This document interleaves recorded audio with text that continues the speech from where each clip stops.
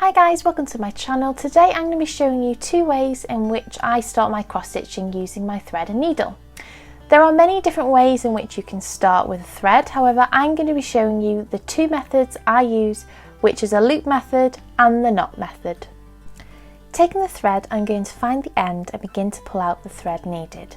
Now depending on which method I use depends on how much thread is needed. For the loop method, I take 2 arm lengths in size, and for the knot method, I take 1 arm length. The reason behind this will become clear, but the key thing is you don't want your thread to be too long, so measure by your arm length. There are 6 strands in the DMC thread, and with the loop method, it requires 1 strand folded in half. This is why when I was measuring my arm, I needed 2 lengths because when the thread is folded, it becomes half the length.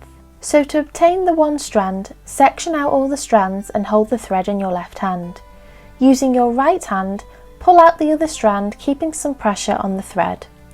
Let the strand pull through, and once it has separated from the thread, smooth out the remaining thread.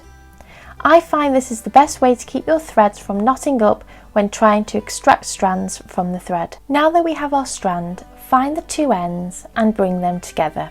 This will then create a 2-stranded thread, which is most commonly used. However, this can differ depending on the pattern you are following, the material being used, and the general look you want, so bear this in mind. Thread your strand onto the needle and you'll see at the bottom the thread now contains a loop shape, which is what we need. Once you've threaded the needle, to secure your thread, take your material and push the needle through the hole from the back and pull 3/4 of the way through, leaving 1/4 at the back of the material. Then diagonally push the needle back into the material, creating a diagonal line on the square you've chosen, and begin to pull the needle through the material.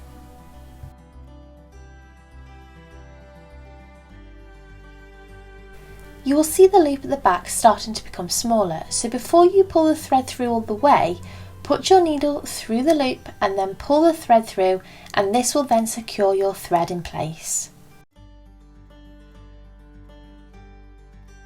To complete the cross stitch, push the needle back through the material and then back down diagonally, crossing over the existing thread you've created, and this will form your cross stitch.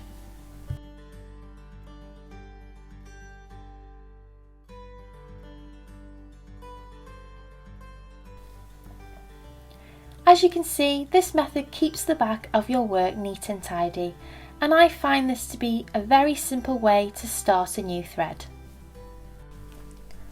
Moving on to the second method I use, and following in the same process shown earlier, obtain 2 strands from the thread, extracting 1 at a time.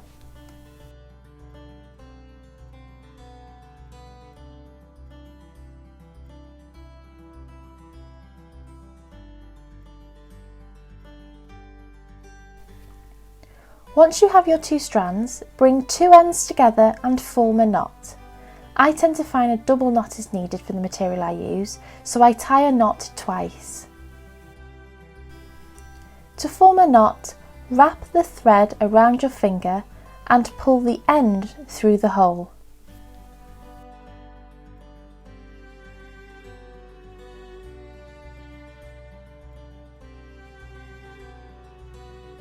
Once you've threaded your needle, pull the thread all the way through until you feel a resistance on the thread.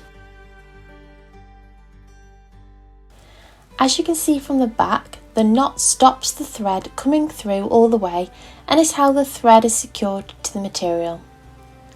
I like to use this method when I am needing to use a small length of thread, but as you can see it's not as neat as the loop method, which is why I tend to use the loop method more.